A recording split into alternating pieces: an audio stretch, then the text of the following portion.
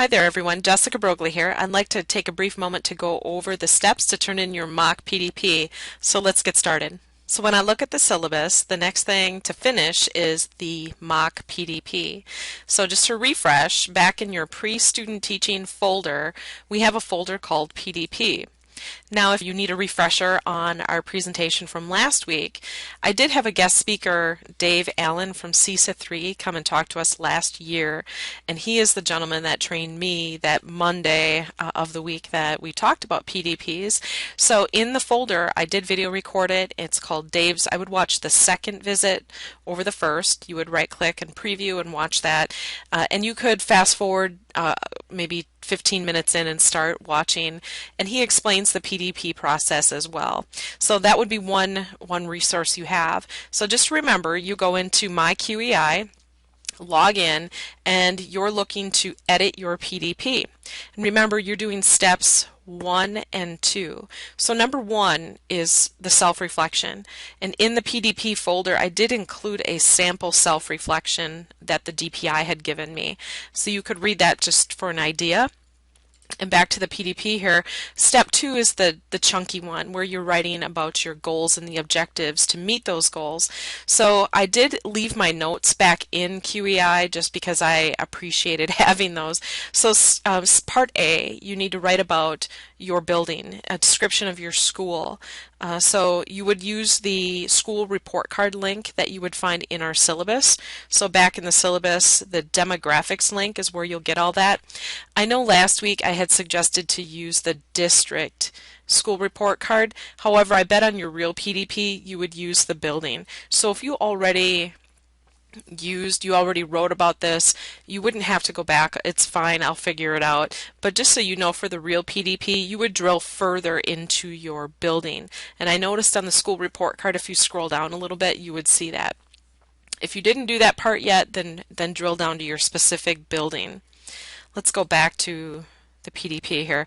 You would describe your teaching assignment, the breakdown of your class, and the mission statement of the school, and lastly, how many years have you been in this placement? So obviously, this is a mock PDP, so you would say you just started. When you actually do your real PDP, you probably would say you've been teaching there for a year. Now, notice I wrote, please check out the review checklist. I think on Tuesday I gave it to you on paper, but this time I also uploaded it to our Google Drive. So in the PDP folder, you'll notice the PDP review checklist. I think this is really helpful. Yes, the PDP website, the QEI website, does give you a pop-up button, but I like this too. So for step A, everything is spelled out, what I need to do and the indicators your evaluator is looking for. So it's very handy. I would come back to this every time. Okay, so then that is step A. Step B is coming up with goals, description of goals. You will do something so that, and remember to keep your goal very broad. That way, if you were to switch jobs, you could still do the same thing. So I think on Tuesday we talked about, I think I was thinking of a tech ed student, what if they wanted to specifically hone in on their welding skills?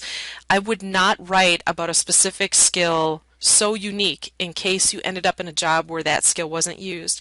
So that student talked about welding. Instead, I would write something about, I will practice, I will improve upon various techniques in technical education so that my students will have a broad experience. Something like that. See how I wrote about it really broad? That way I can research lots of different things and not just welding. So think, zoom out. Don't zero in on your goal. Try to think broader.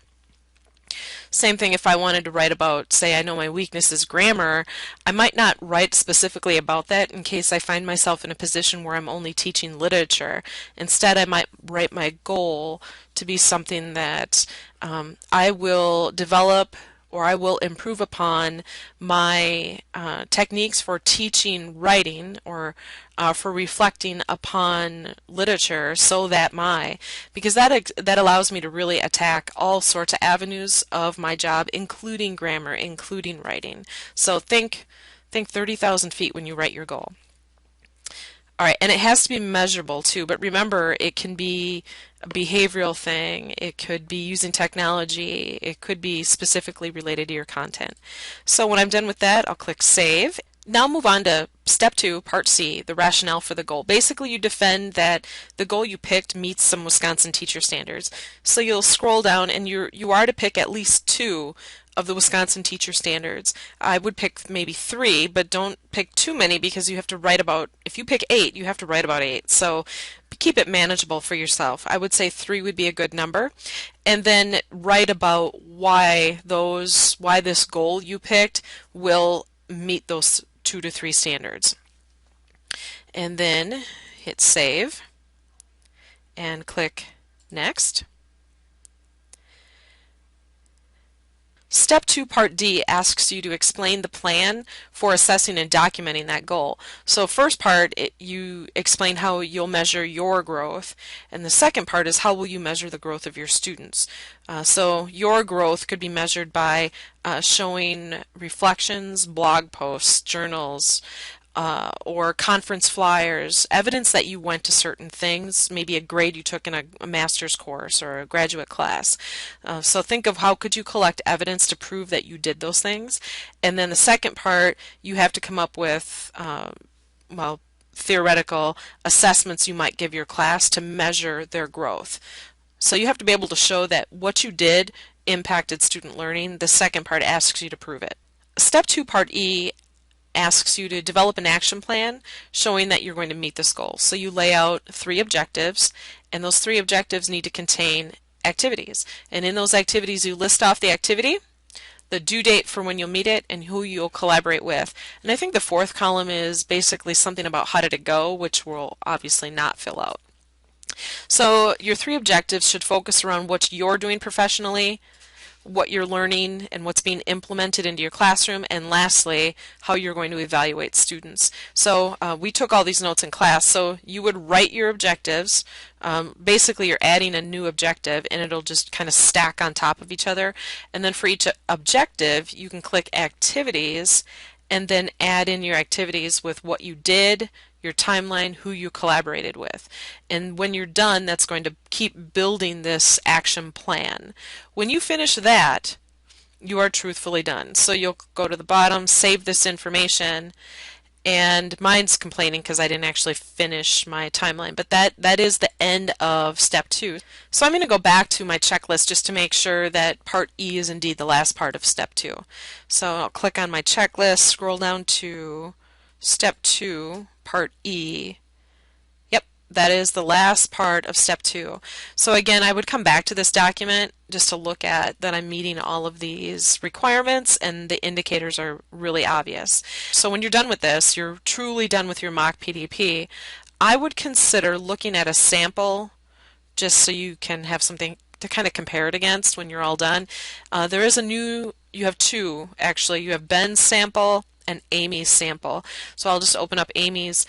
When you print yours or save yours off of QEI, it's going to look like Amy's. You can kind of scroll down and see what she wrote about, but then stop reading after step 2, part E, because she obviously was she wrote this after she completed the whole PDP. You're stopping after part 2 since you can't actually document accomplishing these things. So you could kind of get an idea either looking at Amy's or Ben's example. So when it's time to get rid of this, you'll go back to My Folder and click View or Print My PDP, and then export your PDP to Word, and it will open up this Word document, and it will look like Amy's. Ta-da! And yours, I have a lot of notes written in mine. Yours would actually have content. But if you did leave the notes in, that's perfectly fine. I'm very used to reading the notes. And you could save that as a Word document or PDF. Save it to the desktop. And then change it off of web page to either PDF or a Word document. Right here. So either one will work fine. I'll be able to open up both in PDF. So there you have it. That's how to turn in your PDP. Again, you're making a mock one based off of your first placement, and if for some reason you don't have a placement, you could make it based off of your hometown school since you probably know the most about there, or a district you hope to work in one day. If you have any questions about the mock PDP, please post to either send me an email for one, or two, reply to a Google Hangout chat, or you might be able to even reply to a text. So let me know what you need help with. I'm happy to help you out.